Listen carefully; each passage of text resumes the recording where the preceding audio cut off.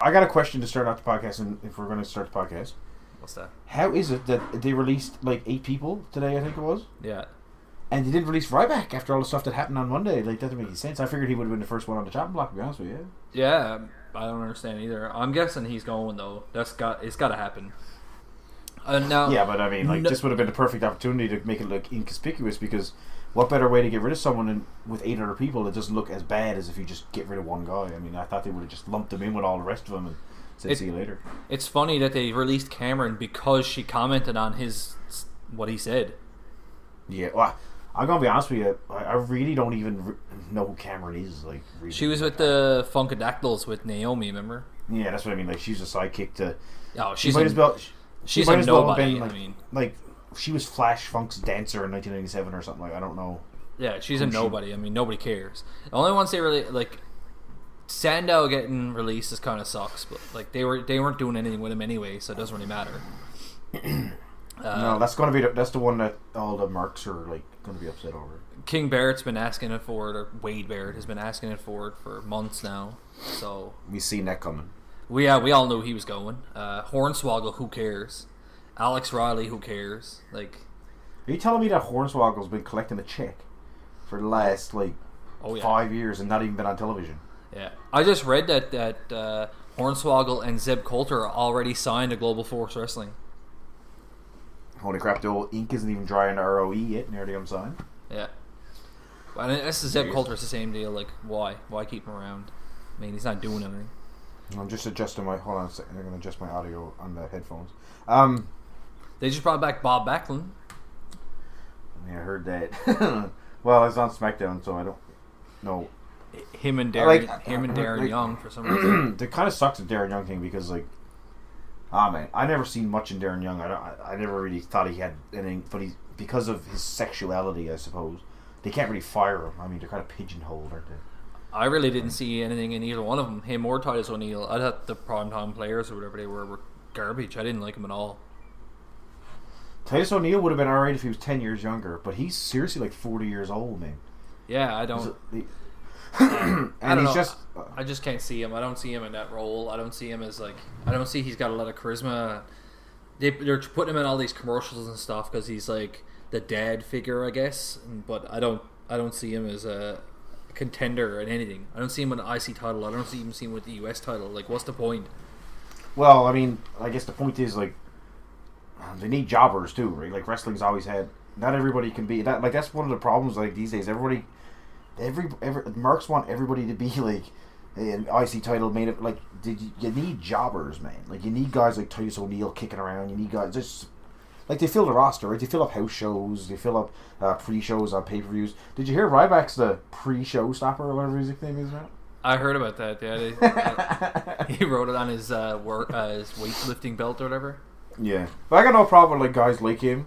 It kind of puzzles me when someone like Sandow gets released and they keep guys like that. But like Sandow, if he's not in the IC title picture, like, he's not a jobber, so he either needs to be pushed or just let go. And I guess they decided to let him go because. I don't really understand with Sandow because they were doing that whole Miz thing where he was, Miz's stunt double, and the crowd got behind him and they turned him on Miz, which made sense. He got a huge pop for that. Yeah, but the crowd pops for it. The crowd popped for it when he came out in the Royal Rumble and all this kind of crap, and like the crowd's behind him. So I don't know why they don't give him a chance. Like, they never really gave him a chance. They did, well, because he's the WWE don't get behind comedy acts, even no matter how over they are. I mean, I know, but there's been lots of people that have been over, but he was the New Day. He was a comedy act, right? The New Day started as like, well, it wasn't really a comedy act. Turns to a comedy act. Now they're like tag champs. So I mean, well, I don't know. Are they comedy or are they just like catchphrase? Like, I don't. Like, Sandow was jumping around. Sandow was jumping around the ring, man. Like, falling down on the ring with nobody. Like, he was pure comedy. Like, I see the New Day as kind of like almost like The Rock was. Only there's 3 of them. Like, they're full of catchphrases and. Like, would you say The Rock was a comedy act? I wouldn't say. No. But all his promos were funny. So there's a fine line between funny and a like, Sandow was pure. All I mean is he was truly a comedy act, like 100%. So like R-Truth and Goldust right now. Yeah, kind of like R-Truth, I guess. But yeah, Sandow was a bit weird. I know a lot of people are going to be upset over the Sandow thing. I don't know. He wasn't doing much anyway. Like, he was they got a lot of good wrestlers, like we talked about. I don't think he's going to be missed that much. The intellectual of the masses or whatever, the savior. I don't think that really resonated with many people. And the Miz thing was okay. It was cute for the first 3-4 times, but I don't know. It kind of got old a little bit too. But I don't know. Are you really upset about it that much? Like, Jesus, no. He hasn't been on TV in like. He's been on Raw once in the last 3-4 months or something. Like, who cares? You know what I mean?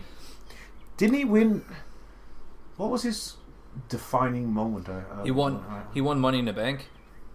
You gotta be shitting me. Oh, he did, yeah. He won Money in the Bank. Yeah. Oh my God, what did he do to that fella? Didn't he? He lost to John Cena, didn't he?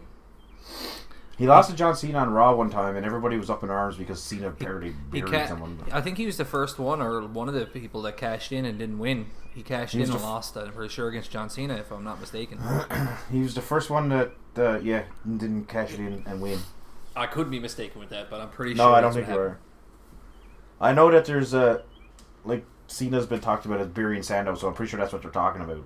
Is when he cashed in, Cena won. But then I remember Foley and Austin and all these legends came out and said even though he lost, Cena made him look good or whatever. Yeah, which, you hear a lot that these days, eh? Funny, man. You can't blame Cena for that. That's how it's booked. It's the people in the backstage doing it. I mean, it's not Cena walking in like, no. Yeah, let me bury Sandow tonight. I mean, he's got pull, but he's not pulling that kind of power back there. I guarantee it. No, he's not. He's got pull, but what people don't understand, as long as he sells 10 times as much merchandise as the number 2 guy, and then he's gonna keep winning, man. That's just common. Wrestling fans don't understand business very well, I don't think, because at the end of the day, if the Big Show can sell at 100,000 seats, and AJ Styles can only sell 30,000, and I know this is a horrible fucking analogy, but they're gonna put the Big Show in the main event. That's just the way it is. Wrestling fans don't really see it that way, I don't think. But I mean it's all about the money. It's sort of the same way right now. I was reading somewhere the New Day's merchandise sold the most at WrestleMania, apparently. So that's why they're going to keep him in the title picture. I guarantee him, Vince, if it was up to Vince, the New Day would be like a jobber comedy act. Oh, God, feuding with R-Truth and Goldust and Tyler Breeze and Fandango. I guarantee it. But yeah, I guarantee it. The fact is that they're selling merchandise. They're a solid in-ring ability. They can actually put on a decent match. But really, at the end of the day, it means nothing. If Vince can market him, then he's going to push him to the moon, really. Well, the funny thing is... I think that's the only reason why AJ Styles is... Well, it's not the only reason why AJ Styles is getting a push, but, he's getting a push because he can be marketable as well. He's got a look. He's got a unique look for a wrestler. He doesn't look like everybody else. He's got a flashy moveset. He got a catchphrase. He's the phenomenal AJ Styles. You know what I mean? He's also got horrible theme music. He can sell. You know what I mean? He's gonna. Yeah. Well, Styles he's a generational type of performer. He's one of those guys that someone of his level of wrestling talent. Anyway, I mean, on the mic he's not the greatest, but he only comes along once every. He's like a Benoit or a Hart or once every 10 years you get that generational type of athlete. He's like that. That's the kind of he's that good, right?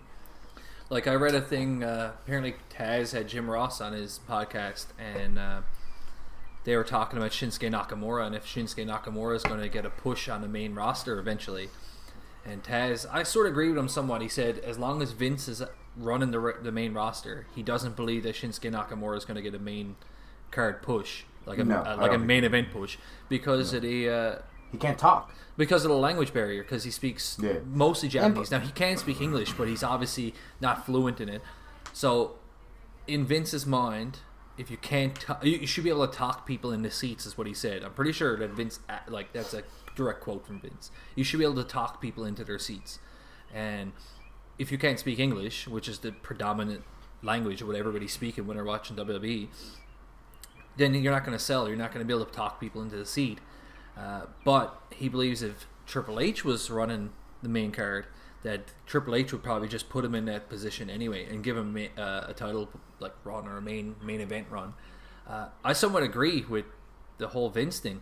I as much as Shinsuke Nakamura is probably my favorite wrestler on NXT now with Finn Balor, but if you put him on the main roster, he's going to get eaten alive, man. And not in terms of wrestling, because he could probably out-wrestle mostly everybody in the whole friggin' card.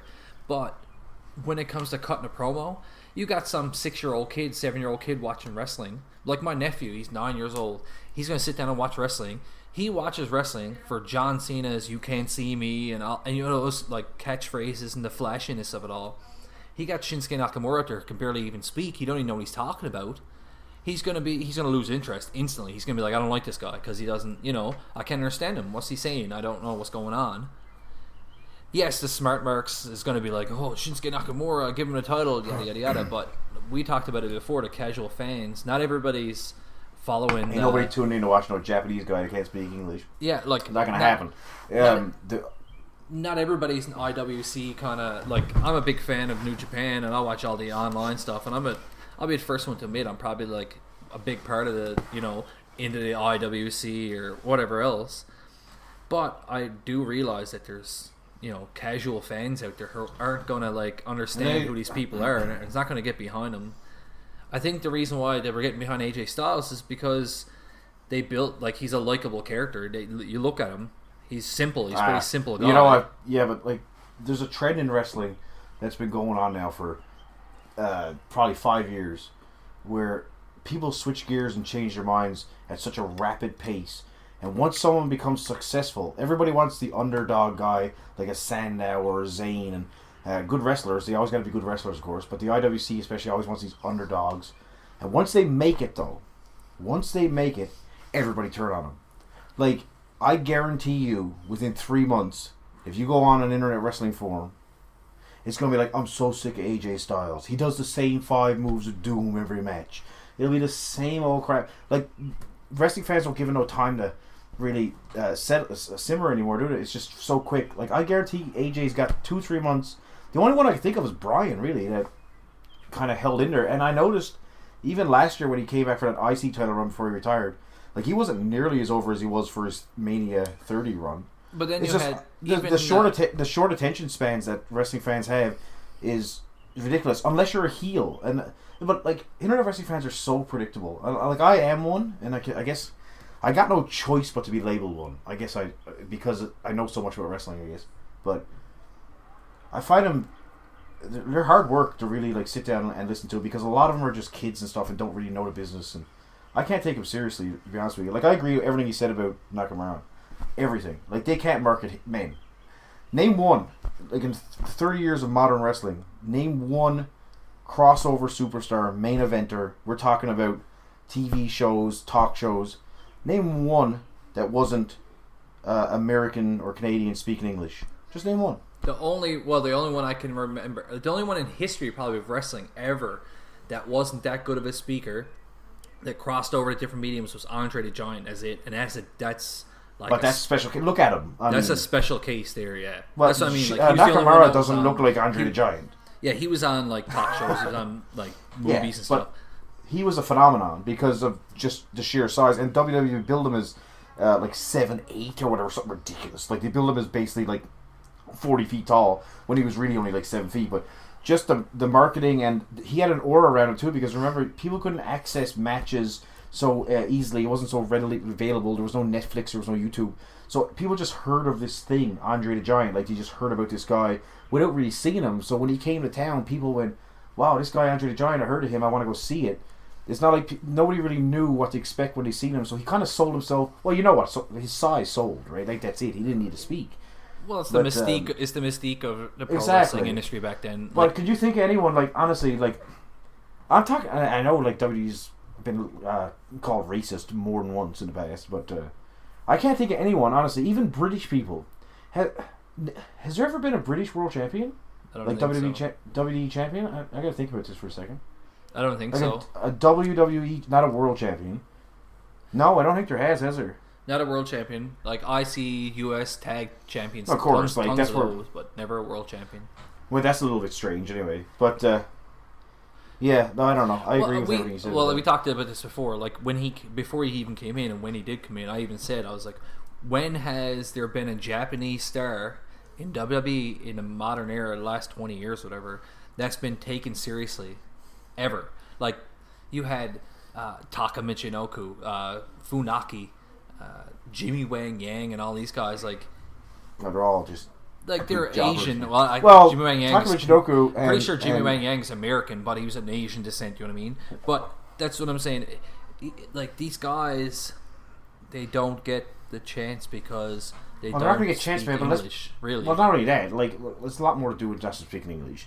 Is one, their name is not marketable. They're 5'6". Taka Michinoku was 5'4" or something. He's 140 pounds. I mean, casual fans watch wrestling to see big ass dudes kick the crap out of each other on a Monday night and some juicy storylines that follow. They don't tune into wrestling on a Monday night to see a 5'4" Asian guy doing monkey flips and doing dives outside the ropes. Like, that's not what casual fans want to see. Like, they might go, oh, that's cool.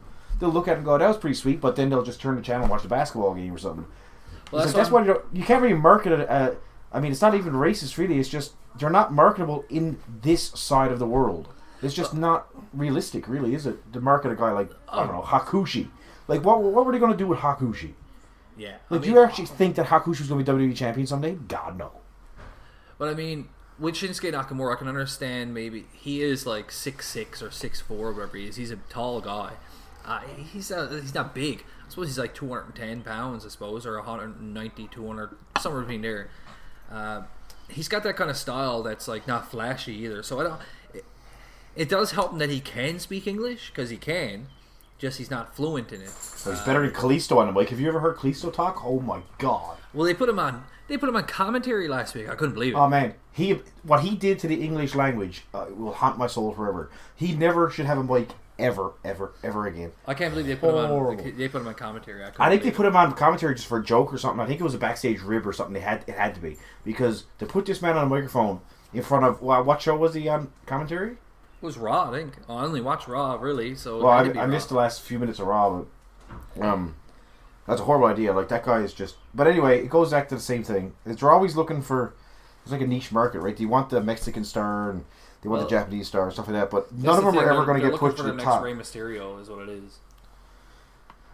Yeah, they're truly looking for. They want to sell kids masks to kids. That's what it is. Yeah, like that's all Vince sees. Vince just sees a mask at the concession stand being sold to kids and that's all he sees. Like, well, that's why they were trying the whole Sin Cara thing. They were trying to majorly push Sin Cara. And you know what? I want to say, like, I'm not even saying, like, I know there's like some kind of like sinister tone in my voice maybe where I'm like, that's all they want. That's all. Like, it makes sense. Like, I'm not saying it's a bad thing. Like, if you're running a company, yes, you want a guy that can sell merchandise. You want a Mexican star. You probably want a Japanese. It's not bad. Like, he's not, like, Vince is out of touch, but he's not completely lost, like some people said. Like, he's still, at the end of the day, wrestling works on the basis of heels, faces, storylines. Like, all the stuff's still the same. Like, Vince still has a grasp on that kind of stuff. It's just the problem is he tries to repeat stuff that is like, people always say he's not up with the times, right? And that's his only problem, is that he's still trying stuff, man. Like, just watch Raw. It's a new era. Like, I don't know if we want to get into that right now, but the new era of Raw that happened on Monday was, oh my god, man, it's regurgitated stuff from like, holy crap. Like, Shane and Stephanie thing. You know what? Raw had, was it the IC title match that they had where Owens and Zayn, they had, I guess they're going for a 4-way at Extreme Rules, it looks like. Yeah.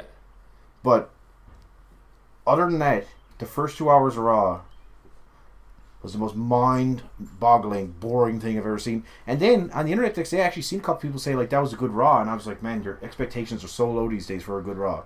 I read the same thing. They were saying it was a decent Raw. Like like seriously, the opening segment with Steph and Shane was just absolutely. I got no interest in it. I don't like. I had interest in Shane when his music hit a few months ago, and I marked out like crazy. But I'm losing interest in him really fast too, because he's never doing anything different, and now he's in a feud with Steph, and you know who's coming. You know who's coming into this food real soon, right? Oh God, you know, it's the game. He's gonna come in and he's gonna come in and bury everybody. So you know where that's going, and that's predictable. And like wrestling should be unpredictable, so it's kind of like the only thing about this new era thing before he goes on something else is that they're telling us that it's a new era. Is the only thing I don't like. Yeah, no. The other eras were organic. Well, though, like Vince did, like I heard someone say that too, and that's not true though, because there's a little promo from Vince. He started off a Raw back in like late night, like after the screw job maybe, Not the one with the black eye where he said press group, but like a couple of months later, and he started off the Raw, and it was just him at a podium, and he said, "We're going into a new era." It was before Raw even started, like it was just a thing, and I can vividly remember this. And he said, "We're going to be going into, I guess, an attitude era," and he basically sold it. And he went out and told everybody what it was. He said, "This is what it's going to be." They changed the logo. They did all that stuff. They changed the Titantrons up. They put new ring ropes, and so he kind of told. He kind of told you. I think that it changed because, like I said, the change was organic. He said it was the Attitude Era, but like he just put a name on it. Is all I'm saying. Yeah, yes, but the actual, kind of the actual shove it down our throats that this is a new era. This is a new era. This like every 5 minutes on Raw the other night, every match. This match is the beginning of a new era. This match, it was all new era. Even the Ruthless Aggression era. He just said Ruthless Aggression one time, and then it became the Ruthless Aggression era. You know what I mean? Like the PG era. They didn't come out and say, "All right, we're now into the PG era." It just happened. Yes, they made it. They made the product PG. It changed, so now it's the PG era. So well, we're still into unfortunately we're still into PG era, and this is just WWE propaganda. Like they're just selling us. Well, that's what I mean. This is not a new era to me, and they're calling it the new era. Come up with a better name than just the new era. Well, the new era is not even a name. I know, it's just the it's new like era. That starts before a sentence when you say, well, remember when that new era started, the Attitude Era? Like that's before you even named the new era.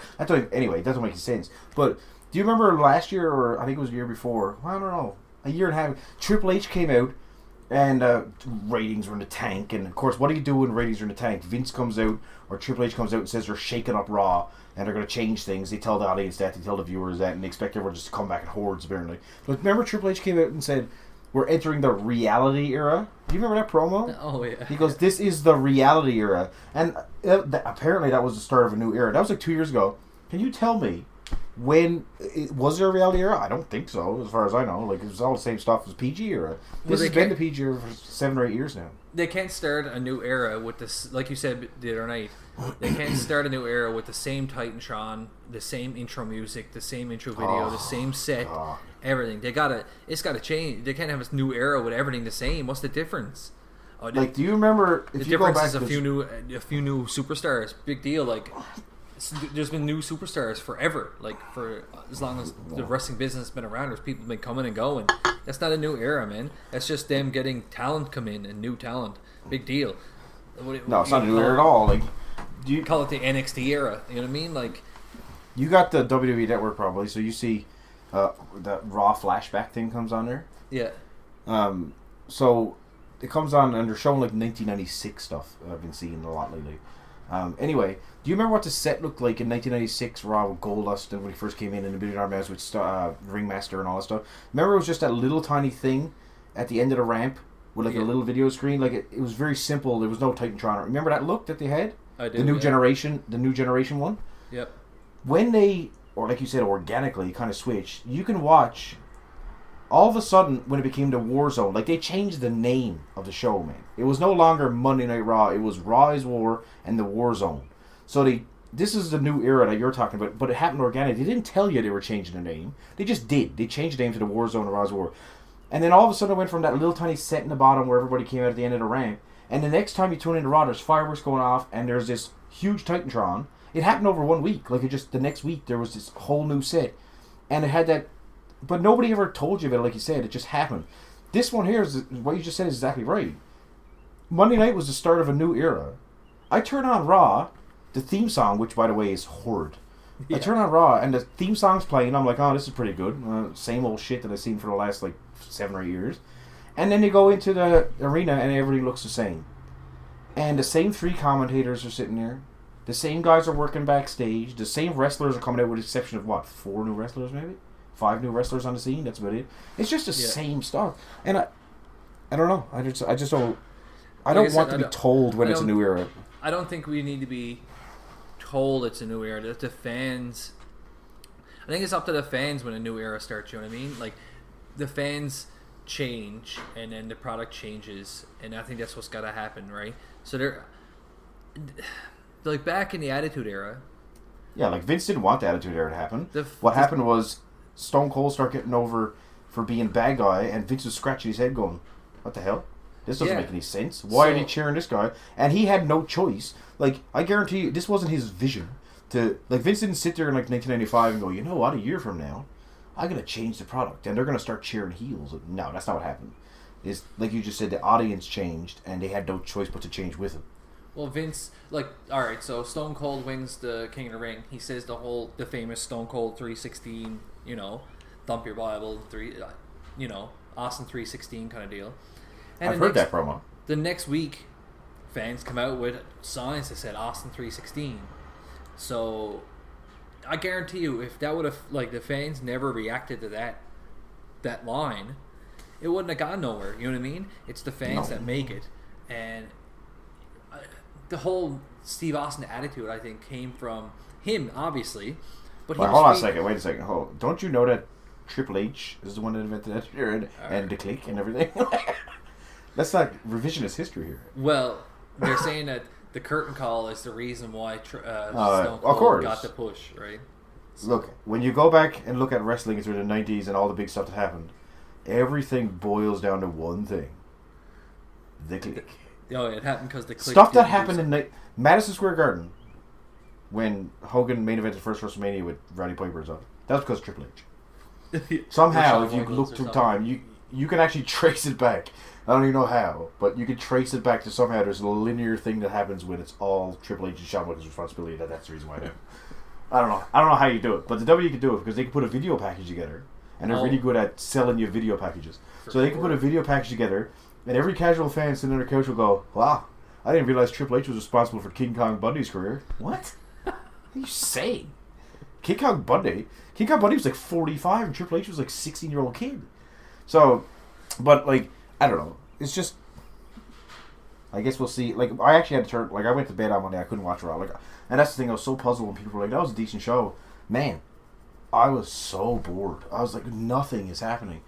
You know what I hate? The main event was good. And that's the thing, I never even seen it, but that's one of my huge problems that I have with Raw last like 4 or 5 years, is they put on a stinker and then just have a hot angle to end it, and everybody has such short-term memory, or low expectations, whatever you want to call it, that if the last thing they see is a hot angle, or a big main event, or not even a big main event, but just a good angle to end it, they kind of forget about the rest of the 3 hours, by the way, not just 2, 3 hours of their lives that they sat there and complained about it. But if the angle at the end was good, they'll go on the internet and go, oh, that was a really good Raw. Like, what a way to end it, man. I wonder. Do you realize that you just sit there and watch Goldust take on friggin' R-Truth in a who was it? Whatever the hell that was, Twig on a selfie stick match or whatever the hell they were doing on Monday. But I hate that. Like, Raw was a stinker, and then one good thing happens. It's almost like WWE realizes, they're like, well, all we got to do is just end it off with a decent angle and everybody be happy. It's like, oh, these throwing together matches, the matches are just tossed together, no rhyme or reason, man. You just throw these guys together. I don't know. That's what gets me too. I don't really like the thrown together matches. Yes, have like Baron Corbin come out and squash a jobber. That's not a big deal. That's obviously building them. They've done doing that for years. That's totally okay. But when you have just like, for no reason whatsoever, just, all right, Kevin Owens is taking on Dolph Ziggler tonight. They're not in the feud together. They're not anything like. It's not like Dolph Ziggler's going for the IC title at this point. Dolph Ziggler is feuding with Baron Corbin. Owens is feuding with Zayn. But we're just gonna have Owens take on Dolph Ziggler for no reason whatsoever. I don't like that. I really don't. I know they gotta have people against each other, obviously. But what else would you do if you had 3 hours to fill? Like, that's the question. No matter how good or how good a writer or creative you are, if you got 3 hours on Monday night to fill, eventually, and you could be the best creative guy in the world, you're going to run out of ideas every Monday. And you're going to start filling it in with crap. And that's why Raw's so shitty, because it's 3 hours long. And I agree. And the writers, I'm sorry, I don't want to agree online with that. Yeah, I think I just gave the writers a bit of credit that time by mistake, saying that's the reason why. No, they're shitty writers, but a lot of it is just like this Ziggler Owens thing. Like, you know yourself, how many times we see that, man? Yeah. Like, Too much. What are you supposed to do? Like, I mean, honestly, if it was anybody else, even like someone that was a great booker and great creative and great writer, who could tell good stories, like eventually, just like, we got 3 hours to fill here, guys. Like, I got 2.5 hours or 2 hours and 20 minutes of this stuff I want to tell, but what do we do with these other 40 minutes? Well, I don't know. Have Kalisto go in and beat Del Rio for the 75th time in the last week. It's like, glad he came back to WWE. Yeah. That's like, what I mean. It's just too long. I think everybody... almost everybody would agree, and anybody who knows anything about the business, I think, or follow the business. Not that we're fucking super like smart marks and we know the business or whatever, but I've been following wrestling long enough, my whole life, that we watched it enough to know that 3 hours is too long, man. I remember back in the day in the Attitude Era, like, wanting more almost. Like 2 hours is over, and you're like, holy shit, what a ride. I can't wait to see what's going to happen next week. And then you tune in next week to see what's going to happen. Now it's just like, all right, 3 hours. Well, I just watched the goddamn pay-per-view, basically. And then you're like, oh, well, that was long. You know what I mean? Like, now I got to wait another week to watch another 3 hours of it. Like, ugh. Mania this year was almost 7 hours. Like, that's ridiculous. That's too much. Like, someone give me a shotgun, please, or give me a rope so I can go in the closet and hang myself. Because as much as I like wrestling, and then of course, perfect excuse, like Triple H had an interview and he was like, well, it was a hard, challenging match because we were the last ones on, it was 6 hours in, like, well, that's just an excuse really because the storyline was dog shit. And nobody gave a shit about it. So he had to come up with something, I guess. But I'm just going to switch gears. I read something funny. Did you hear what Arn Anderson said about why wrestlers are getting injured more? No, what did he say? What is his take on it? Well, I don't know. Like, I mean, I think the man has probably lost his damn mind. But so Anderson was apparently on this table for 3 thing that they're doing with the rest of the Horsemen or something. And he says the reason why superstars get hurt is because wrestlers, they're not as tough as they used to be, basically, because they don't work as hard as they used to. So because they don't work as hard as they used to, that makes their bodies more prone to injuries. Basically what he said was, these days wrestlers work 5 days a week and have 2 days off, right? But during his time, they worked every single day, sometimes twice a day, and therefore their bodies could endure a tougher schedule and have less injuries, basically get tougher. I don't know about this. Like, I think that's absolutely retarded, to be honest with you. No, he's basically saying the more that they worked, one thing that's funny is that's the 80s and 90s. He's kind of leaving out the drug use. He seemed to leave that out of the conversation, but he's basically saying that they worked so much that just like anybody else, the more you work, the tougher you become, I guess. And wrestlers these days are spoiled, I guess is what he's trying to say. Well, we had this conversation before, and I don't know, my take on it is that I think that the reason why there's more injuries is not because, like, I'm not going to agree with him, obviously, because I think back then, look how many of those wrestlers were on drugs. But yeah, but that's not common logic, though. Like, think about it. If you okay, if you do anything less than you do it more, then you become less prone to injury. Example: if you play 1 hockey game a day, or 2 hockey games a day, the more hockey games you play, aren't you more prone to injury based on the fact that you're doing it more? If you work, if you climb a ladder 3 hours a day for your whole life, you're less likely to get hurt as a guy that climbs a ladder 8 hours a day for the rest of his life. So he's basically, his logic's ass backwards. He's saying that we used to work 2 times a day, and we used to work 3 times a day, one town sometimes, and that's why we got less hurt. Well, that's kind of, I don't even see the logic in that, to be honest with you. Like, the only thing I can see what he's saying is that they were battle hardened, so they did stuff so much. Well, you gotta understand too, but like, think about it this way. A finisher in the 80s and 90s was like a body slam or a DDT. Not exactly what you call punishment to the body. So his finisher was a spine buster. These days, that don't cut it for finishers anymore. So Jake Roberts' finisher was a DDT. Like, that's an easy move to take, right? So I think it was just, a lot of it has to do with the physicality of the wrestling back then was stiffer perhaps with punching and kicking. But a lot of the moves were safer, right? Like, man, a body slam was a finisher in the 80s. Yeah, like, the industry's obviously changed and the way the matches are run change. But the industry's also changed in the fact that, like, these guys no longer, well, some of them do, but like he was saying, they do 2 shows, then get in a car and probably drive for fucking 12 or 14 hours, sleep for 2 hours, get up and do another 2 shows, this kind of deal. Like, that's going to hurt you. But that's why half of them were drug addicts and alcoholics and they're addicted to painkillers. And yeah, you could probably work 2 shows too if you went out and you were fucking hammered. Right? Like, you listen to Kevin Nash talk about the WCW days. Oh, he was saying almost every one of them are fucking lit coming in every day. Almost the whole roster was loaded, drunk, working. So, yeah, you might hurt yourself, but you're too drunk to even know it, man. You're so hopped up on painkillers, cocaine, and everything else. You go out and work again, you don't even fucking care. Well, it buys back the day, man. Like that's why what I mean. these guys are wrecked now, can't walk, and they're fucking killing people and fucking losing their minds. You know what I mean?